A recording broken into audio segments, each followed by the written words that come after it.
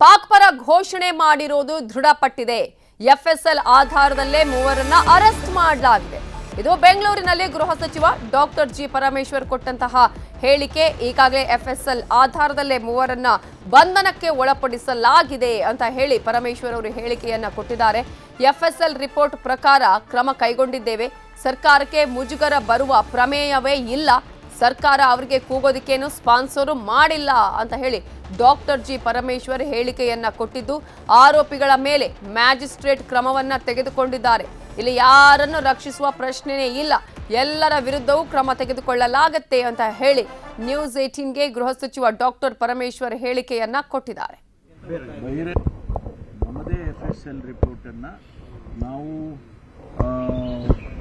ಆಧರಿಸಿ ಅದರ ಆಧಾರದ ಮೇಲೆನೆ ಇವತ್ತು ನಾವು ಅರೆಸ್ಟ್ಗಳನ್ನು ಮಾಡಿರ್ತಕ್ಕಂಥದ್ದು. ಈಗಾಗಲೇ ಅವರಿಗೆ ಮ್ಯಾಜಿಸ್ಟ್ರೇಟ್ ಹತ್ರ ಪ್ರೊಡ್ಯೂಸ್ ಮಾಡಿ ಕಸ್ಟಡಿ ತಗೊಂಡಿದ್ದಾರೆ ಪೊಲೀಸರು. ತನಿಖೆ ಮುಂದುವರಿಸ್ತಾರೆ. ತನಿಖೆ ಆಧಾರದ ಮೇಲೆ ಏನು ಬರುತ್ತೆ ಅದ್ರ ಮೇಲೆ ಮುಂದಿನ ಕ್ರಮಗಳು ಆಗ್ತವೆ.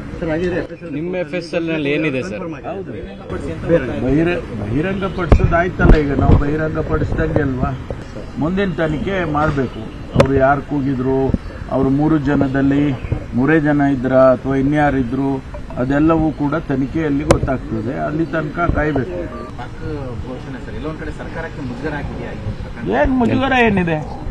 ಸರ್ಕಾರ ಏನ್ ಮಾಡಿ, ಸರ್ಕಾರ ಸ್ಪಾನ್ಸರ್ ಮಾಡಿದ್ಯಾ?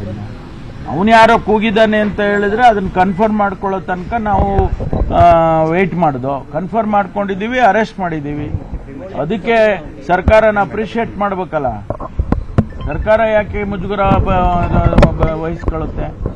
ಸರ್ಕಾರಕ್ಕೆ ಮುಜುಗರ ಆಗುವಂಥದ್ದು ಸರ್ಕಾರ ಏನು ಮಾಡಿಲ್ವಲ್ಲ. ನಾವಿನ್ನೂ ಒಳ್ಳೆ ಕೆಲಸ ಮಾಡಿದ್ದೀವಿ. ಯಾವುದೇ ಮುಲಾಜಿಲ್ಲದೆ ನಾವು ಅವ್ರ ಮೇಲೆ ಕ್ರಮ ತಗೊಂಡಿದ್ದೀವಿ.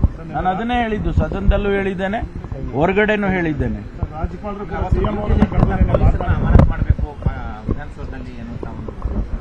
ಅದನ್ನು ಅಲ್ಲಿ ಲ್ಯಾಪ್ಸಸ್ ಇದ್ರೆ ಖಂಡಿತವಾಗಿ ಮಾಡ್ತೀವಿ. ಯಾರನ್ನ ಕೇಳಿಸ್ಕೊಂಡು ಮಾಡಿಸ್ಕೊಂಡು ಏನು ಮಾಡೋ ಅಂಥದ್ದು ಏನಿಲ್ಲ. ಒಂದು ವೇಳೆ ಪೊಲೀಸ್ ಲ್ಯಾಪ್ಸ್ ಇದ್ರೆ ಅದನ್ನ ಇಲಾಖೆಯವರು ಫೈಂಡ್ ಔಟ್ ಮಾಡ್ತಾರೆ. ಒಂದು ವೇಳೆ ಲ್ಯಾಪ್ಸ್ ಇದೆ ಅಂತಂದ್ರೆ ಇಮಿಡಿಯೇಟ್ ಆಗಿ ಆಕ್ಷನ್ ತಗೊಂತೀವಿ.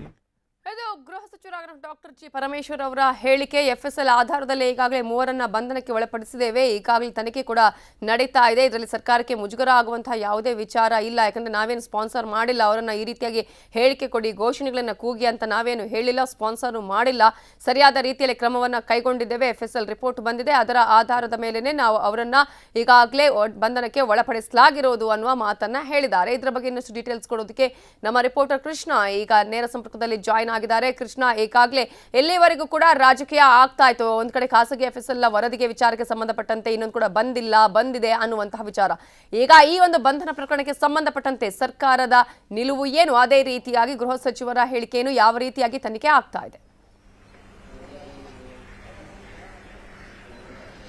ನಮಿತಾ, ಈ ಒಂದು ಪ್ರಕರಣ ಬೆಳಕಿಗೆ ಬಂದ ನಂತರ ಸರ್ಕಾರ ಎಲ್ಲ ಒಂದ್ ಕಡೆ ಈ ಒಂದು ಪ್ರಕರಣವನ್ನ ಎಲ್ಲ ಒಂದ್ ಕಡೆ ಒಪ್ಪಿಕೊಳ್ಳುವಂತ ನಿಟ್ಟಿನಲ್ಲಿ ಮುಂದಾಗ್ತಾ ಇರಲಿಲ್ಲ. ಹಾಗಾಗಿನೇ ಪ್ರತಿಪಕ್ಷ ಬಿಜೆಪಿ ದೊಡ್ಡ ಮಟ್ಟದಲ್ಲಿ ಆಕ್ರೋಶವನ್ನು ಕೂಡ ವ್ಯಕ್ತಪಡಿಸ್ತಾ ಇತ್ತು. ಮತ್ತೆ ರಾಜಕೀಯ ಅಸ್ತ್ರವನ್ನ ಬಳಕೆಯನ್ನು ಮಾಡೋದ್ರ ಮುಖಾಂತರವಾಗಿ ಕಾಂಗ್ರೆಸ್ಗೆ ಡ್ಯಾಮೇಜ್ ಮಾಡುವಂತ ನಿಟ್ಟಿನಲ್ಲೂ ಕೂಡ ಮುಂದಾಗ್ತಾ ಇತ್ತು. ಇದೀಗ ಇಲ್ಲೇ ಒಂದ್ ಕಡೆ ದೊಡ್ಡ ಮಟ್ಟದಲ್ಲಿ ಪಕ್ಷಕ್ಕೆ ಮತ್ತೆ ಸರ್ಕಾರಕ್ಕೆ ಡ್ಯಾಮೇಜ್ ಬಂದಂತ ಸಂದರ್ಭದಲ್ಲೇನೆ ಮುಖ್ಯವಾಗಿ ಎಫ್ಎಸ್ಎಲ್ ವರದಿಯ ಆಧಾರದ ಮೇಲೆ ಎಲ್ಲ ಒಂದ್ ಕಡೆ ಸರ್ಕಾರಕ್ಕೆ ಮೇಲೂ ಕೂಡ ದೊಡ್ಡ ಮಟ್ಟದಲ್ಲಿ ಒತ್ತಡ ಬಂದಿರುವಂತದ್ದು. ಆ ಕಾರಣಕ್ಕೋಸ್ಕರವಾಗಿ ಇದೀಗ ಅಧಿಕಾರಿಗಳ ಜೊತೆ ಮಾತಾಡಿ ಅಂತಿಮವಾಗಿ ಎಫ್ಎಸ್ಎಲ್ ರಿಪೋರ್ಟ್ ಆಧಾರದ ಮೇಲೆ ಈಗ 3 ಆರೋಪಿಗಳನ್ನು ಬಂಧಿಸೋದ್ರ ಮುಖಾಂತರವಾಗಿ ತನಿಖೆಯನ್ನ ಮುಂದುವರಿಸಿರುವಂತದ್ದು. ಈಗಾಗಲೇ ನಾವು ಕಾಣಬಹುದು, ಬಿಜೆಪಿ ನಾಯಕರು ಎಲ್ಲ ಒಂದ್ ಕಡೆಗೆ ಖಾಸಗಿ ರಿಪೋರ್ಟ್ ಅನ್ನ ಬಿಡುಗಡೆಯನ್ನ ಮಾಡೋದ್ರ ಮುಖಾಂತರವಾಗಿ ರಾಜಕೀಯವಾಗಿ ಮಾತಾಡ್ತಾ ಇದ್ದಾರೆ ಅನ್ನೋ ಒಂದು ಮಾತನ್ನ ಸ್ವತಃ ಸರ್ಕಾರದಲ್ಲಿರತಕ್ಕಂತ ಸಚಿವ ಪ್ರಿಯಾಂಕಾ ಖರ್ಗೆ ಆಗಿರ್ಬೋದು, ಮತ್ತೆ ಡಿ.ಕೆ ಶಿವಕುಮಾರ್ ಆಗಿರ್ಬೋದು, ಇವರೆಲ್ಲರೂ ಕೂಡ ಮಾತಾಡ್ತಾ ಇದ್ರು. ಈಗ ಎಲ್ಲ ಒಂದ್ ಕಡೆಗೆ ಸರ್ಕಾರದಿಂದ ಅಧಿಕೃತ ವರದಿಯಲ್ಲೇನೆ ಉಲ್ಲೇಖ ಆಗಿದೆ, ಪಾಕ್ ಪರವಾಗಿ ಘೋಷಣೆ ಕೂಗಿರುವಂತದ್ದು ಸ್ಪಷ್ಟವಾಗಿ ಅನ್ನುವಂಥದ್ದು. ಇದೀಗ ಎಲ್ಲ ಒಂದ್ ಕಡೆ ಸರ್ಕಾರಕ್ಕೆ ಒಂದ್ ರೀತಿ ದೊಡ್ಡ ಮಟ್ಟದಲ್ಲಿ ಮುಜುಗರ ಆಗಿರುವಂತದ್ದು.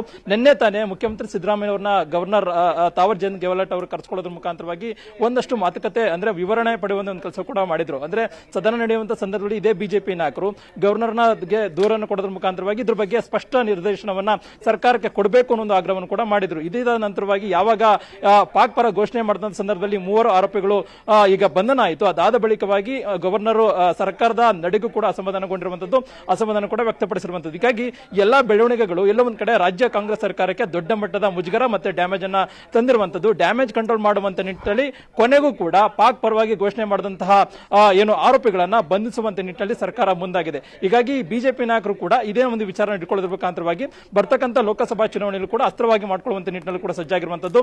ಅದ್ರ ಜೊತೆಗೆ ಮುಖ್ಯವಾಗಿ ನಾವು ಗಮನಿಸಬೇಕು, ಎಲ್ಲ ಒಂದ್ ಕಡೆ ಪಾಕ್ ಪರವಾಗಿ ಘೋಷಣೆ ಮಾಡಿದ್ರಲ್ಲ ಈ ಆರೋಪಿಗಳು, ಅಂತ ಸಂದರ್ಭದಲ್ಲಿ ಘಟನೆ ಆದ ಸಂದರ್ಭದಲ್ಲಿ ಮಂಡ್ಯದಲ್ಲಿ ಬಿಜೆಪಿ ಕಾರ್ಯಕರ್ತರು ಕೂಡ ಪ್ರತಿಭಟನೆಯನ್ನ ಮಾಡಿದ್ರು. ಇಲ್ಲ ಒಂದ್ ಕಡೆ ಬಾಯ್ ತಪ್ಪಿ ಅಲ್ಲಿ ಪಾಕ್ ಪರವಾಗಿ ಘೋಷಣೆ ಕೂಗಿದಂತಹ ಬಿಜೆಪಿ ಕಾರ್ಯಕರ್ತನ ವಿರುದ್ಧವಾಗೂ ಕೂಡ ಸರ್ಕಾರ ಕ್ರಮವನ್ನು ಕೈಗೊಂಡಿರುವಂತದ್ದು. ಅಂದ್ರೆ ಒಂದು ಅಸ್ತ್ರವಾಗಿ ಪ್ರತ್ಯಸ್ತ್ರವಾಗಿ ಈ ಒಂದು ಇರಬೇಕು ಅನ್ನೋ ಒಂದು ಕಾರಣಕ್ಕೋಸ್ಕರವಾಗಿ ಈಗಾಗಲೇ ಏನು ಕಾಂಗ್ರೆಸ್ ಕಾರ್ಯಕರ್ತರು ಅಂತ ಬಿಜೆಪಿ ನಾಯಕರು ಹೇಳಿದಾಗ ಸಹಜವಾಗಿಯೇ ಪಕ್ಷಕ್ಕೆ ಮತ್ತೆ ಸರ್ಕಾರಕ್ಕೆ ಡ್ಯಾಮೇಜ್ ಆಗುತ್ತೆ.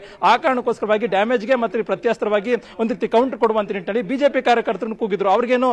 ಅವ್ರಿಗೇನು ಗೊತ್ತಿರಲಿಲ್ವಾ ಅನ್ನೋ ಒಂದು ಹೇಳಿಕೆಯನ್ನು ಕೊಡೋದ್ರ ಮುಖಾಂತರವಾಗಿ ಒಂದು ರೀತಿ ರಾಜಕೀಯವಾಗಿ ಅದನ್ನು ಲಾಭ ಪಡ್ಕೊಳ್ಳುವಂತ ನಿಟ್ಟಿನಲ್ಲಿ ಡ್ಯಾಮೇಜ್ ಅನ್ನು ಕಂಟ್ರೋಲ್ ಮಾಡುವಂತ ನಿಟ್ಟಿನಲ್ಲಿ ಒಂದು ರೀತಿ ಕಾಂಗ್ರೆಸ್ ಈ ಒಂದು ತಂತ್ರಗಾರಿಕೆಯನ್ನು ಮಾಡುವಂತದ್ದು. ಅದೇನೇ ಇದ್ರೂ ಕೂಡ ಅಂತಿಮವಾಗಿ ದೇಶದ್ರೋಹದ ಚಟುವಟಿಕೆಗಳನ್ನು ನಡೆಸಿದಂತಹ ಆರೋಪಿಗಳು ಈಗ ಬಂಧನವಾಗಿದೆ. ಅಂತಿಮವಾಗಿ ತನಿಖೆ ಕೂಡ ಮುಂದುವರಿಸ್ತಾ ಇದ್ದಾರೆ. ಆದ್ರೆ ಈ ಒಂದು ಅಗ್ಗಜಗ್ಗಾಟ ಬರ್ತಕ್ಕಂಥ ಲೋಕಸಭಾ ಚುನಾವಣೆಗೂ ಕೂಡ ಮುಂದುವರಂತ ಅಂದ್ರೆ ಕಾಂಗ್ರೆಸ್ ಬಿಜೆಪಿ ನಡುವೆ ಕೂಡ ಮುಂದುವರುವಂತ ಸಾಧ್ಯತೆ ಇರುವಂತದ್ದು. ನವಿತಾ, ಥ್ಯಾಂಕ್ ಯು ಕೃಷ್ಣ ಡೀಟೇಲ್ಸ್ಗೆ. ಪಾಕಿಸ್ತಾನ ಪರ ಘೋಷಣೆ, ಮೂವರ ವಿಚಾರಣೆ. ಶಫಿ ನಾಶಿಪುಡಿ, ಮುನ್ನಾವರ್ ಅಹಮದ್, ಇಲ್ತಾಜ್ ಇವರ ವಿಚಾರಣೆಯನ್ನ ಈಗಾಗಲೇ ನಡೆಸಲಾಗ್ತಾ ಇದ್ದು ಎಸಿಪಿ ಬಾಲಕೃಷ್ಣ ಅವರು ಮೂವರು ಆರೋಪಿಗಳ ವಿಚಾರಣೆಯನ್ನ ನಡೆಸ್ತಾ ಇದ್ದಾರೆ. ಈಗಾಗಲೇ ಪಾಕ್ ಪರ ಘೋಷಣೆಗೆ ಸಂಬಂಧಪಟ್ಟಂತೆ ನಿನ್ನೆಯೇ ಮೂವರ ವಿಚಾರಣೆಯನ್ನ ಕೂಡ ನಡೆಸಲಾಗಿದೆ. ಅಂದ್ರೆ ಬಂಧನಕ್ಕೆ ಒಳಪಡಿಸಿ ವಿಚಾರಣೆಯನ್ನ ನಿನ್ನೆಯಿಂದ ಮಾಡಲಾಗ್ತಾ ಇದೆ. ಇವತ್ತು ಮತ್ತೆ ಇವರ ವಿಚಾರಣೆಯನ್ನ ಕಂಟಿನ್ಯೂ ಮಾಡಲಾಗ್ತಾ ಇದ್ದು ಮೂವರಿಂದ ಪಾಕ್ ಪರ ಘೋಷಣೆ ಕೂಗಿಲ್ಲ ಅಂತ ಹೇಳಿ ಮೂವರು ಕೂಡ ಈಗ ವಿಚಾರಣೆಯ ಸಂದರ್ಭದಲ್ಲಿ ವಾದವನ್ನ ಮಾಡ್ತಿದ್ದಾರೆ. ವಾಯ್ಸ್ ಸ್ಯಾಂಪಲ್ಸ್ ಹಾಗೆ 3 ವಿಡಿಯೋ ಫುಟೇಜ್ ಅನ್ನ ಇಟ್ಟು ವಿಚಾರಣೆಯನ್ನ ಮಾಡ್ತಾ ಇದ್ದಾರೆ ಎಸಿಪಿ ಬಾಲಕೃಷ್ಣ ಅವರು. ತನಗೂ ಪ್ರಕರಣಕ್ಕೂ ಯಾವುದೇ ಸಂಬಂಧ ಇಲ್ವೇ ಇಲ್ಲ ಅಂತ ಹೇಳ್ತಿದ್ದಾನಂತೆ ಮೊಹಮ್ಮದ್ ನಾಶಿಪುಡಿ ಅವರು. ನಾನು ಹೇಳೇ ಇಲ್ಲ, ಆ ಒಂದು ಸ್ಲೋಗನ್ ಅನ್ನ ನಾನು ಹೇಳೇ ಇಲ್ಲ ಅನ್ನುವ ರೀತಿಯಲ್ಲಿ ಈಗಾಗಲೇ ವಿಚಾರಣೆಯ ಸಂದರ್ಭದಲ್ಲಿ ಹೇಳ್ತಾ ಇದ್ದಾನೆ. ಸದ್ಯಕ್ಕೆ ಈಗ ಟೆಕ್ನಿಕಲ್ ಎವಿಡೆನ್ಸ್ ಆಧಾರದಲ್ಲಿ ಆರೋಪಿತರ ವಿಚಾರಣೆಯನ್ನ ನಡೆಸಲಾಗ್ತಾ ಇದೆ. ಇಷ್ಟು ಮಾತ್ರ ಅಲ್ಲ, ಇವರಿಗೆ ಬೇರೆ ಯಾವುದಾದ್ರೂ ಸಂಘಟನೆಗಳ ಲಿಂಕ್ ಇದೆಯಾ, ಯಾರಾದ್ರೂ ಪ್ರಚೋದನೆಯನ್ನ ಮಾಡಿದ್ದಾರೆ ಈ ರೀತಿಯ ಹೇಳಿಕೆಗಳನ್ನ ಕೊಡೋದಿಕ್ಕೆ, ಯಾವ ಕಾರಣಕ್ಕಾಗಿ ಈ ಹೇಳಿಕೆಯನ್ನ ಕೊಟ್ಟಿದ್ದಾರೆ ಅನ್ನೋದರ ಬಗ್ಗೆ ಕೂಡ ಈಗಾಗಲೇ ತನಿಖೆಯನ್ನ ನಡೆಸಲಾಗ್ತಾ ಇದೆ. ಇದರ ಬಗ್ಗೆ ಇನ್ನಷ್ಟು ಡೀಟೇಲ್ಸ್ ಅನ್ನ ಕೊಡೋದಕ್ಕೆ ನಮ್ಮ ರಿಪೋರ್ಟರ್ ಗಂಗಾಧರ್ ವಾಗಟ ಈಗ ನೇರ ಸಂಪರ್ಕದಲ್ಲಿ ಜಾಯ್ನ್ ಆಗಿದ್ದಾರೆ. ಗಂಗಾಧರ್, ಈಗಾಗಲೇ ಪಾಕ್ ಪರ ಘೋಷಣೆಯ ವಿಚಾರಕ್ಕೆ ಸಂಬಂಧಪಟ್ಟ ಹಾಗೆ ಮೂವರು ಬಂಧಿತರ ವಿಚಾರಣೆಯನ್ನ ಯಾವ ರೀತಿಯಾಗಿ ನಡೆಸಲಾಗ್ತಾ ಇದೆ, ಯಾವೆಲ್ಲ ಮಾಹಿತಿಯನ್ನ ಕಲೆ ಹಾಕಲಾಗ್ತಾ ಇದೆ, ಹೇಗೆ ಸ್ಪಂದಿಸುತ್ತಿದ್ದಾರೆ ವಿಚಾರಣೆಗೆ ಮೂವರು ಆರೋಪಿಗಳು? ಎಸ್ ನವಿತಾ ಜೈನ್, ನಿನ್ನೆಷ್ಟೇ ಮೂವರು ಆರೋಪಿಗಳನ್ನ ಬಂಧಿಸಿ ಅವರನ್ನ ಏನು ಅಶೋಕ್ ನಗರ ಠಾಣೆಯಲ್ಲಿ ವಿಚಾರಣೆಯನ್ನ ಮಾಡಲಾಗ್ತಾ ಇತ್ತು. ಏನು ಪಾಕ್ ಪರ ಘೋಷಣೆ ಕೂಗಿದ ಹಿನ್ನೆಲೆಯಲ್ಲಿ ಸಾಕಷ್ಟು ಸ್ಯಾಂಪಲ್ಗಳನ್ನ ಅದ್ರ ಬಗ್ಗೆ FSL ಕೂಡ ರಿಪೋರ್ಟ್ ಅನ್ನ ಪಡ್ಕೊಂಡು ನಿನ್ನೆ ವಿಧಾನಸೌಧ ಪೊಲೀಸ್ ಅವರನ್ನ ಬಂಧನ ಮಾಡಿದ್ರು. ಆದ್ರೆ ಈಗ ಪ್ರಮುಖವಾಗಿ ಏನು ಅದರಲ್ಲಿ ಆರೋಪಿತರಾಗಿರುವಂತಹ ನಾಶಿಪುಡಿ ಅವರ ಏನು ಉಳಿದ ಆರೋಪಿತರಿದ್ದಾರೆ ಮುನ್ನಾವರ್ ಸೇರಿದಂತೆ ಅವರನ್ನ ವಿಚಾರಣೆ ಮಾಡಿದಂತಹ ಸಂದರ್ಭದಲ್ಲಿ ಮೂವರು ಆರೋಪಿಗಳು ಕೂಡ ಪಾಕ್ ಪರ ಘೋಷಣೆ ಕೂಗಿದಂತಹ ವಿಚಾರಕ್ಕೆ ಸಂಬಂಧಪಟ್ಟಂತೆ ಅವರು ಒಪ್ಪಿಕೊಳ್ಳೋಕೆ ಯಾವ್ದಾದ್ರು ಪೊಲೀಸರ ಮುಂದೆ ಒಪ್ಪಿಕೊಳ್ತಾ ಇಲ್ಲ. ಅಂದ್ರೆ ಅವರು ಮೂರು ಕೂಡ ಒಂದೇ ವಾದವನ್ನ ಮಾಡ್ತಾ ಬಂತು, ನಾವು ಯಾವುದೇ ಕಾರಣಕ್ಕೂ ಪಾಕ್ ಪರ ಘೋಷಣೆಯನ್ನ ಕೂಗಿಲ್ಲ ಅಂತ ಹೇಳಿ. ಹೀಗಾಗಿ ಅವರು FSL ನ ಒಂದು ರಿಪೋರ್ಟ್ ಆಗಿರ್ಬೋದು, ಜೊತೆಗೆ ಅವರ ವಾಯ್ಸ್ ಸ್ಯಾಂಪಲ್ ಏನು ಕಳಿಸ್ಕೊಟ್ಟಿದ್ರು, ಮತ್ತೆ ಜೊತೆಯಲ್ಲಿ ಕೆಲ ವಿಡಿಯೋ ಫುಟೇಜ್ಗಳು ಆ ಒಂದು ಘೋಷಣೆ ಕೂಗಿರುವಂತಹ ಸಂದರ್ಭದಲ್ಲಿ ಏನು ರೆಕಾರ್ಡ್ ಆಗಿತ್ತು ಅದನ್ನ ಅವರ ಮುಂದೆ ಇಟ್ಟು ವಿಚಾರಣೆ ಮಾಡಲಾಗ್ತಾ ಇರುವಂತದ್ದು. ಕಬ್ಬನ್ ಪಾರ್ಕ್ ACP ಬಾಲಕೃಷ್ಣರ ನೇತೃತ್ವದಲ್ಲಿ ಈ ಒಂದು ವಿಚಾರಣೆಯನ್ನ ಮಾಡಲಾಗ್ತದೆ. ಸದ್ಯ ಅವರನ್ನ ಕಸ್ಟಡಿಗೆ ಪಡ್ಕೊಂಡಿದ್ದಾರೆ. ಸದ್ಯ ಈ ಬಗ್ಗೆ ಈಗ ಮಾಹಿತಿ ಕೊಟ್ಟಿರುವಂತಹ ಕಮಿಷನರ್ ದಯಾನಂದ್ ಅವರು ಕೂಡ ಹೇಳ್ತಾ ಇರುವಂತದ್ದು, ಸದ್ಯ ನಾವೀಗ ಆರೋಪಿತರನ್ನ ಬಂಧನ ಮಾಡಿ ಆ ಪ್ರಕರಣದಲ್ಲಿ ವಿಚಾರಣೆಯನ್ನ ಮಾಡ್ತಾ ಇದ್ದೇವೆ. ಜೊತೆಗೆ ಅವರ ಜೊತೆಯಲ್ಲಿ ಮತ್ತಾರಾದ್ರೂ ಇದ್ದಾರಾ, ಅವ್ರ ಜೊತೆ ಸಂಪರ್ಕದಲ್ಲಿ ಯಾರು ಇದ್ದಾರಾ ಅನ್ನೋದ್ರ ಬಗ್ಗೆ ಕೂಡ ಮಾಹಿತಿಯನ್ನ ಕಲೆ ಹಾಕ್ತಾ ಇದ್ದೇವೆ. ನಂತರ ಆ ವಿಚಾರಣೆ ಬಳಿಕ ಆ ಬಗ್ಗೆ ನಾವು ಏನು ಮುಂದುವರಿದ ಭಾಗವಾಗಿ ನಾವು ತನಿಖೆಯನ್ನ ಮಾಡ್ತೇವೆ ಅಂತ ಹೇಳಿ ಕಮಿಷನರ್ ದಯಾನಂದ್ ಅವರು ಕೂಡ ಹೇಳ್ತಾ ಇರುವಂತದ್ದು. ಆದ್ರೆ ಸಾಕಷ್ಟು ತೀವ್ರ ರಾಜ್ಯದಲ್ಲಿ ಕುತೂಹಲ ಉಂಟು ಮಾಡಿದಂತಹ, ಜೊತೆಗೆ ಮಷ್ಟು ರಾಜಕೀಯ ವಲಯದಲ್ಲಿ ಚರ್ಚೆಗೆ ಗ್ರಾಸವಾಗಿದ್ದಂಥದ್ದು, ಮತ್ತೆ ಬಿಜೆಪಿ ದೊಡ್ಡ ಅಸ್ತ್ರವಾಗಿ ತೆಗೆದುಕೊಂಡಿದ್ರು.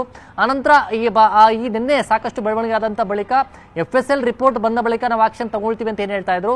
ಆ ಬಳಿಕವೇ ಬಿಜೆಪಿಯವರು ಒಂದು ಖಾಸಗಿಯ ಒಂದು FSL ರಿಪೋರ್ಟ್ ಅನ್ನ ವೈರಲ್ ಮಾಡಿದ್ರು. ಅನಂತರ ಈಗ FSL ಬೇರೆ ಅಂದ್ರೆ ಅವರ ಸರ್ಕಾರದ ಒಂದು FSL ರಿಪೋರ್ಟ್ ನ ಆಧಾರಿತವಾಗಿ ಮತ್ತೆ ಎಷ್ಟೊಂದು ಸ್ಯಾಂಪಲ್ಸ್ ನ ಒಂದು ರಿಪೋರ್ಟ್ ಆಧಾರಿತವಾಗಿ ಈಗ ಮೂವರು ಆರೋಪಿತರನ್ನ ಬಂಧನ ಮಾಡಿದರೆ. ಅದರಲ್ಲಿ ನಾಶಿಪುಡಿ ಅವರನ್ನ ತೀವ್ರ ವಿಚಾರಣೆಯನ್ನ ಮಾಡ್ತಾ ಇರುವಂತದ್ದು. ಮತ್ತೆ ಅದರಲ್ಲಿ ಕೆಲವು ಒಂದು ಬಾರಿ ನಾಸಿರ್ ಜಿಂದಾಬಾದ್, ಒಂದ್ ಕಡೆ ಪಾಕಿಸ್ತಾನ್ ಜಿಂದಾಬಾದ್ ಅಂತ ಒಂದೊಂದು ಬಾರಿ ಏನು ಕೂಗಿದ್ದಾರೆ, ಅದರ ಪ್ರತ್ಯೇಕವಾಗಿ ಅವರನ್ನ ಒಂದು ಸ್ಯಾಂಪಲ್ಸ್ ಅನ್ನ ಕಲೆಕ್ಟ್ ಮಾಡಲಾಗಿತ್ತು. ಮತ್ತೆ ಅದನ್ನ FSL ರಿಪೋರ್ಟ್ ಅಲ್ಲಿ ಪ್ರತ್ಯೇಕ ಅವರ ವಾಯ್ಸ್ ಸ್ಯಾಂಪಲ್ ಆಧಾರಿತವಾಗಿ ಒಂದು ರಿಪೋರ್ಟ್ ಅನ್ನ ತೆಗೆದುಕೊಳ್ಳಲಾಗಿತ್ತು. ಹೀಗಾಗಿ ಅದನ್ನ ಕೂಗಿದವರು ಯಾರು ಅನ್ನೋದ್ರು ಸ್ಪಷ್ಟವಾಗಿ ಈಗ ತನಿಖೆಯನ್ನ ಮಾಡ್ತಾ ಇದ್ದಾರೆ. ಅದರ ಮೂವರಲ್ಲಿ ಯಾರಾದ್ರೂ ಒಬ್ರು ಕೂಗಿರ್ಬೇಕು ಅಂತೇಳಿ ಈಗ ಮೂವರು ಕೂಡ ಅದನ್ನು ಒಪ್ಕೊಳ್ಳಕ್ಕೆ ರೆಡಿ ಇಲ್ಲ. ಹೀಗಾಗಿ ಸದ್ಯ ಆದರೂ ಸಹ ತೀವ್ರ ವಿಚಾರಣೆಯನ್ನ ಮಾಡ್ತಾ ಇದ್ದಾರೆ. ಅವ್ರು ಒಪ್ಕೊಳ್ಳೇಬೇಕಾದ ಸಂದರ್ಭದಲ್ಲಿ ಬಂದಿರೋದ್ರಿಂದ ಹಿನ್ನೆಲೆಯಲ್ಲಿ ಈಗ ಸದ್ಯ ಅವರನ್ನ ವಿಚಾರಣೆ ಬಳಿಕ ಆ ಮೂರಲ್ಲಿ ಕೂಗಿದವರು ಯಾರು ಅನ್ನೋದ್ರ ಬಗ್ಗೆ ಸ್ಪಷ್ಟ ಚಿತ್ರಣ ಸಿಗುತ್ತೆ. ನವಿತಾ ಜೈನ್. ಥ್ಯಾಂಕ್ ಯು ಗಂಗಾಧರ್ ಡೀಟೇಲ್ಸ್ಗೆ. ಸಿಕ್ಕೇ ಬಿಟ್ಟನ ಕೆಫೆ ಬಾಂಬರ್, ಎಲ್ಲೆಲ್ಲಿ ಓಡಾಡಿದ್ದ, ಯಾರ ಸಂಪರ್ಕ? ನ್ಯೂಸ್ 18ನಲ್ಲಿ ಎಕ್ಸ್ಕ್ಲೂಸಿವ್ ಸುದ್ದಿ. ಚೆನ್ನೈನಲ್ಲಿ cafe bomber. Rameshwaram cafe bomb ಸ್ಫೋಟ ಪ್ರಕರಣಕ್ಕೆ ಸಂಬಂಧಪಟ್ಟ ಹಾಗೆ ಸ್ಥಳಕ್ಕೆ ಆಗಮಿಸಿದ್ದಾರೆ ಎನ್ಐಎ ಅಧಿಕಾರಿಗಳು. ಈಗಾಗಲೇ ಕೆಫೆಯಲ್ಲಿ ಪರಿಶೀಲನೆಯನ್ನು ಕೂಡ ಮಾಡ್ತಾ ಇದೆ ಎನ್ಐಎ ಟೀಮ್. ಎನ್ಐಎ ಎಸ್ಪಿ ಸೇರಿದಂತೆ 3ರಿಂದ ಪರಿಶೀಲನೆಯನ್ನು ನಡೆಸಲಾಗ್ತಾ ಇದ್ದು, ರೂಫ್ ಹತ್ತಿ ಪರಿಶೀಲನೆಯನ್ನ ಮಾಡ್ತಾ ಇದ್ದಾರೆ ಅಧಿಕಾರಿಗಳು.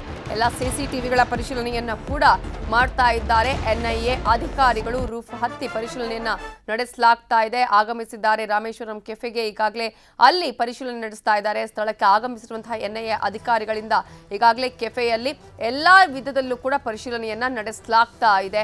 ಪ್ರಮುಖವಾಗಿ ಈಗಾಗಲೇ ಎನ್ಐಎ ಎಸ್ಪಿ ಸೇರಿದಂತೆ 3 ಪರಿಶೀಲನೆಯನ್ನ ನಡೆಸ್ತಾ ಇದ್ದು, ರೂಫ್ ಅಲ್ಲೂ ಕೂಡ ಈಗಾಗಲೇ ಅಧಿಕಾರಿಗಳು ಶೋಧವನ್ನ ಮಾಡ್ತಿದ್ದಾರೆ. ಈ ಒಂದು ಪ್ರಕರಣದಲ್ಲಿ ಏನೇನು ಆಗಿದೆ, ಯಾವ ರೀತಿಯಾಗಿ ಈ ಒಂದು ಬ್ಲಾಸ್ಟ್ ಆಗಿದೆ ಅನ್ನೋದರ ಕುರಿತು ಕೂಡ ಸಂಪೂರ್ಣವಾದ ತನಿಖೆಯನ್ನ ನಡೆಸಲಾಗ್ತಾ ಇದೆ.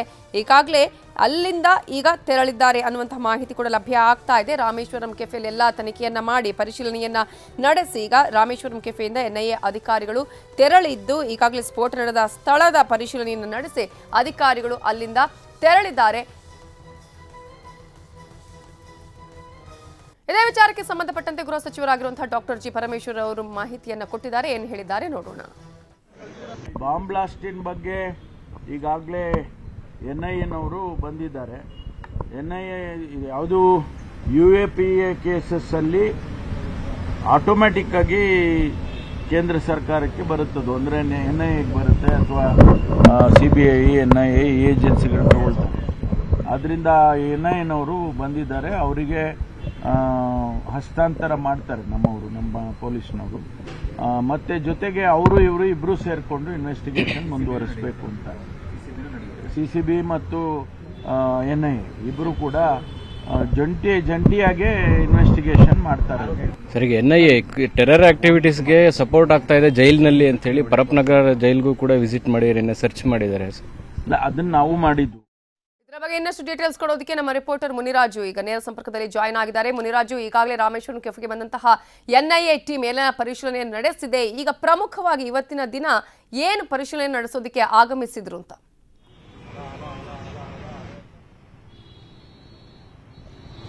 ನವಿತಾ, ರಾಮೇಶ್ವರಂ ಕೆಫೆಯಲ್ಲಿ ನಡೆದ ಬಾಂಬ್ ಸ್ಫೋಟ ಸಂಬಂಧಪಟ್ಟಂತೆ ಈಗ NIA ಅಧಿಕಾರಿಗಳು ಇವತ್ತಿನಿಂದ ಅಧಿಕೃತವಾಗಿ ತನಿಖೆಯನ್ನ ಕೈಗೆತ್ತಿಕೊಂಡಿದ್ದಾರೆ. ಆ ಸಲುವಾಗಿ ಇವತ್ತು 3 ಹಿರಿಯ ಅಧಿಕಾರಿಗಳ ಖುದ್ದು ಸ್ಥಳಕ್ಕೆ ಭೇಟಿ ಕೊಟ್ಟು ಈ ಒಂದು ಘಟನಾ ಸ್ಥಳವನ್ನ ಪರಿಶೀಲನೆ ಮಾಡಿ ಇವಾಗ ತೆರಳಿರೋದು. ಏನು ಮೊದಲಿಗೆ ಅವರು ಬಂದ ಆ ಒಂದು ಸ್ಫೋಟ ನಡೆದಿರುವಂತಹ ಒಂದು ಸ್ಥಳ ಏನಿದೆ, ಅಂದ್ರೆ ಅಲ್ಲಿ ಒಂದು ರೂಫ್ ಏನ್ ಕಿತ್ತೋಗಿದೆ ಆ ಒಂದು ಸ್ಥಳವನ್ನ ಪರಿಶೀಲನೆ ಮಾಡಿದ್ರು. ಅಲ್ಲಿ ಎಲ್ಲಿ ಬಾಂಬ್ ಅನ್ನ ಇಟ್ಟಿದ್ದ, ಮತ್ತೆ ಅದ್ರ ಏನು ಸ್ಫೋಟದ ತೀವ್ರತೆ ಎಷ್ಟಿತ್ತು, ಮತ್ತೆ ಆ ಒಂದು ಸ್ಫೋಟಕ್ಕೆ ಆ ಒಂದು ರೂಫ್ ಯಾವ ರೀತಿ ಕಿತ್ತೋಗಿದೆ ಅನ್ನೋದನ್ನ ಕೂಲಂಕುಷವಾಗಿ 3 ಅಧಿಕಾರಿಗಳು ಅಲ್ಲಿ ಪರಿಶೀಲನೆ ಮಾಡಿದ್ದಾರೆ. ನಾವು ನೋಡ್ತಾ ಇದೀವಿ, ಏನ್ ಆ ಒಂದು ರೂಫ್ ಕಿತ್ತೋಗಿ ಒಂದು ಕೆಲವು ಪೇಪರ್ ರೀತಿಯಲ್ಲಿ ಒಂದು ಅಲ್ಲಿ ಹರಿದು ಬಿದ್ದಿರುವಂತಹ ಒಂದು ಇದೇನಿದೆ ಶೀಟ್ ಏನಿದೆ, ಆ ಒಂದು ಶೀಟ್ ಇರುವಂತಹ ಸ್ಥಳದಲ್ಲೇ ಬಾಂಬ್ ಸ್ಫೋಟ ಆಗಿತ್ತು. ಈಗ ಆ ಒಂದು ಸ್ಥಳವನ್ನ NIA ಅಧಿಕಾರಿಗಳು ಖುದ್ದಾಗಿ ಅವರೇ ಪರಿಶೀಲನೆ ಮಾಡಿ ಅಲ್ಲಿ ಆರೋಪಿ ಯಾವ ರೀತಿಯಲ್ಲಿ ಬಂದಿದ್ದ, ಮತ್ತೆ ಎಷ್ಟೊತ್ತಲ್ಲಿ ಟೈಮ್ ಸ್ಪೆಂಡ್ ಮಾಡಿದ್ದ, ಮತ್ತೆ ಎಲ್ಲಿ ಬಾಂಬ್ ಅನ್ನ ಫಿಕ್ಸ್ ಮಾಡಿದ್ದ ಅನ್ನೋದನ್ನ ಖುದ್ದಾಗಿ ಪರಿಶೀಲನೆ ಮಾಡಿದ್ದಾರೆ. ಇನ್ನು ಉಳಿದಂತೆ ಈ ಹೋಟೆಲ್ ನ ಒಂದು ಡೈನಿಂಗ್ ಹಾಲ್ ಏನಿದೆ, ಈ ಒಂದು ಡೈನಿಂಗ್ ಹಾಲ್ ನ ಕಾರ್ನರ್ ಅಲ್ಲಿ ಒಂದು ಕ್ಯಾಶ್ ಕೌಂಟರ್ ಇದೆ, ಅಲ್ಲಿ ಕೂಡ ತೆರಳಿ ಆರೋಪಿ ಯಾವ ರೀತಿಯಲ್ಲಿ ಕ್ಯಾಶ್ ಕೌಂಟರ್ ಬಳಿ ತೆರಳಿದ್ದ, ಮತ್ತೆ ಅಲ್ಲಿ ಚೀಟಿ ಪಡೆದಂತ ಸ್ಥಳ ಎಲ್ಲವನ್ನೂ ಸಹ ಪರಿಶೀಲನೆ ಮಾಡಿದ್ರು. ಇನ್ನು ಉಳಿದಂತೆ ಏನು ಹೋಟೆಲ್ ನ ಒಂದು CCTV ಎಲ್ಲೆಲ್ಲಿ ಫಿಕ್ಸ್ ಮಾಡಿದ್ದಾರೆ, ಮತ್ತೆ ಆತ ಎಂಟ್ರಿ ಆಗಿದ್ದಂತ ಸ್ಥಳ ಯಾವುದು, ಮತ್ತೆ ವಾಪಸ್ ಯಾವ ರೀತಿ ಹೋದ ಅನ್ನೋದನ್ನ ಕೂಲಂಕುಷವಾಗಿ 3 ಅಧಿಕಾರಿಗಳು ಅಲ್ಲೇ ಒಂದು ಸ್ಥಳ ಪರಿಶೀಲನೆ ಮಾಡಿ ನಂತರ ಇಲ್ಲಿನ ಸ್ಥಳೀಯ ಪೊಲೀಸರು ಏನಿದ್ರೆ ಅವರಿಂದ ಸ್ವಲ್ಪ ಮಾಹಿತಿಗಳನ್ನ ಪಡ್ಕೊಂಡ್ರು. ಅಂದ್ರೆ ಈವರೆಗಿನ ಕೇಸ್ ತನಿಖೆ ಆಗಿದೆ, ಮತ್ತೆ ಆರೋಪಿ ಯಾವ ರೀತಿ ಎಂಟ್ರಿ ಆಗಿದ್ದು, ಮತ್ತೆ ಏನೆಲ್ಲ ಒಂದು ಇಲ್ಲಿ ಎಷ್ಟೊತ್ತು ಟೈಮ್ ಅನ್ನ ಸ್ಪೆಂಡ್ ಮಾಡಿದ ಅನ್ನೋದ್ರ ಬಗ್ಗೆ ಸಂಪೂರ್ಣವಾದ ಮಾಹಿತಿಯನ್ನ ಪಡ್ಕೊಂಡು ಈಗ ತೆರಳಿರೋದು.